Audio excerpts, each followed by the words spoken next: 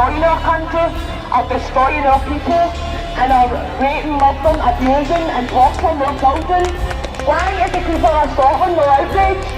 There's grooming gangs and trafficking gangs across our city, across our country. Why is people no outraged about this? And it has been...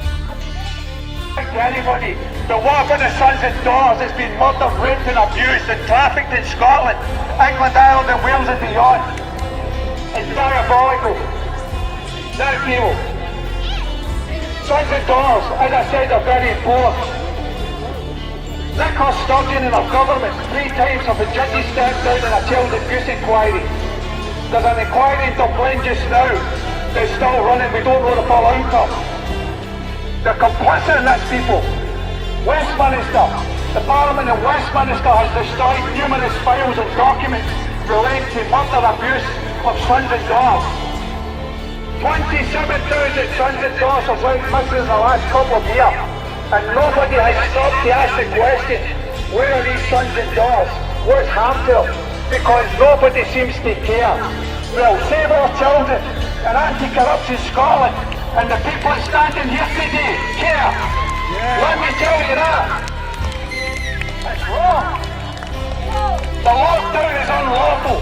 No man or woman representing the corporation has the right to tell you to close your business. No man or woman has the right to tell you you're all allowed a couple of people in your home. Come and tell me that and I'll tell you where to go. Everything is an illusion, people. You're being deceived and defrauded of your rights. You have an inevitable and inherent right, and the law is inherent within. We need to be on the ground to get up here, support Anti-Corruption Scotland and Save Our Children, and let's take back control of our lives.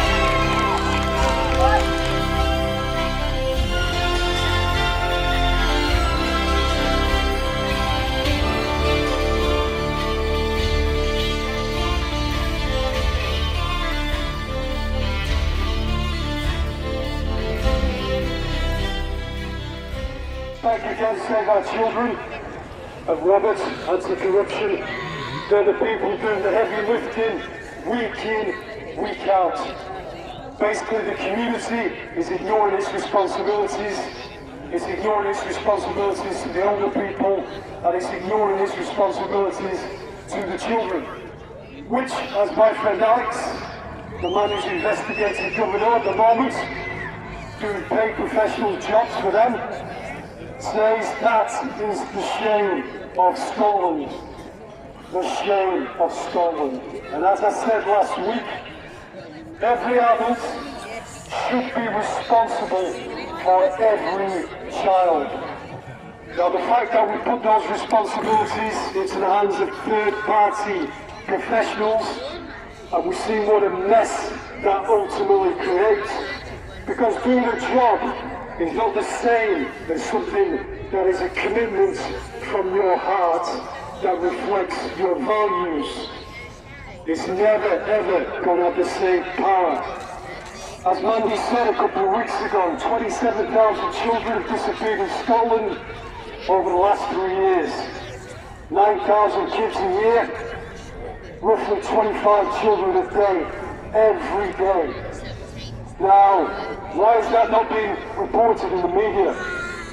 Why are they fixated on the usual garbage, the usual opium for the masses, the usual distractions? These are the kind of things that we as a community, that we as a society need to address and fix. And we're not going to wait for third-party professionals, members of corrupt institutions, to be doing the work that really is our collective responsibility. So no copping out with excuses anymore. It's our responsibility to enforce those changes, to build a healthy, inclusive, productive, decent, spiritual society. That's the kind of place I want to live in, and I'm sure it's the kind of place that you want to live in too. Now on to a little bit of politics, not my favourite topic normally. A friend of mine interviewed a local politician, basically had to turn it off after 20 minutes because I was getting nauseated at the levels of evasion, disingenuousness and weak crap, basically. A man who was trying to please everybody and was pleasing nobody because he had no commitment whatsoever to the truth. Now, one interesting thing he did say is that he meets up with Jason Leach once a week for a chat. Lucky for him. Now, Jason Leach, in case you don't know, is the National Health Clinical Director of Scotland, the man supposedly that gives Overcrook and Fuel Sturgeon medical advice on which you can then base locking down Scotland and taking away people's basic rights. If they choose to let her, of course. I've never been locked down, and I never will be. Give it a go. So, Nicola, Jason, two interesting things about Jason. Well, interesting to me. He's a qualified dentist who is now the National Clinical Health Director of Scotland. Now, I know that oral hygiene is very important, but you've got to question that a little bit, haven't you? Epidemiology, virology, blah, blah, blah. So there you go. More interestingly, Jason has clear contacts with the International Health Institution based in Boston. He was over in Boston for years apparently, and he's still a fellow of that organisation. Now, the biggest working business partner of that institution is the Gates Foundation. And I don't know if anybody here struggles with joining up dots. I mean, we used to do that in primary school, joining up the dots. But it seems to me a lot of the community really struggle with joining up the dots, that they cannot see what is in plain sight. Because when you boil it all back down, pretty much all roads lead to a person like Bill Gates. They are the great corruptors. A lot of the people around here are the great corrupted.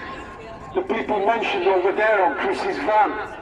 Social services, the education system, now the NHS, teachers, head teachers, boards and soul, basically. Abusing our children, abusing our elderly. Kids in schools wearing masks for a fake virus.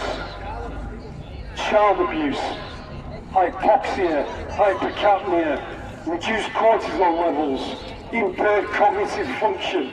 These are our kids, taught to live in fear, taught to live with mistrust and distrust. This is going to be the future generations. Now it's up to us, because we are the generation put on this planet at this time to make sure that those things do not happen. It is our responsibility to look after the vulnerable, to look after the fragile, whether they be older people or whether they be younger people. Those people make sacrifices so we can enjoy our freedoms. We have to be prepared to stand up, make sacrifices if necessary, to make sure that future generations also have those freedoms. No excuses, no crap. It's down to us. We are the front line. The buck stops with us. Okay, lastly, but not leastly, we'll talk about the big V. Why we choose to inject a poison into your system on the basis of improving your health, I'm not quite sure. Just eat Whippix, basically, you know, a bit of sugar on maybe. Now, there's a website called MHRA, that's the government regulatory body. So we're not talking tinfoil hat theory, although I am a bit of a tinfoil hat guy myself. All you've got to do is go to that website, look at their yellow card system, which is what they've named somewhat inanely, or the adverse reactions to the Pfizer AstraZeneca jabs, basically. I looked at it, I think, a couple of days ago. There was 600,000 adverse reactions, and don't forget these are reported adverse reactions, so we're probably just talking a fraction or a tip of the iceberg.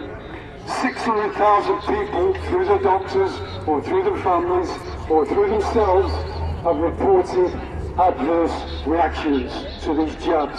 These reactions include stroke, bleeding from your orifices, seizures, paralysis, blindness, and of course, the big D death. Now that's over 500,000 people and counting. So I say to everybody, and I know that this is not going to apply to the people here because you're basically smart, aware, decent people. Don't give a shit. I'm talking to the Glasgow Light people out there, the shoppers, the mask wearers, people going to Costa wearing masks, people who believe that they've got to shop at Greggs and just pay by a card, because obviously we're going to end up living in a cashless society and all be controlled. I'm saying to them, go to that website, have a look, inform yourself, and then, if on that basis after being informed, you choose to do that to yourself, fair enough. Catch you later, basically. At least the collective IQ will go quite a few notches if you choose to do that. Alright? If you've got to do that to the kids, then yeah, that's abuse. Just like wearing the mask in schools. Same old.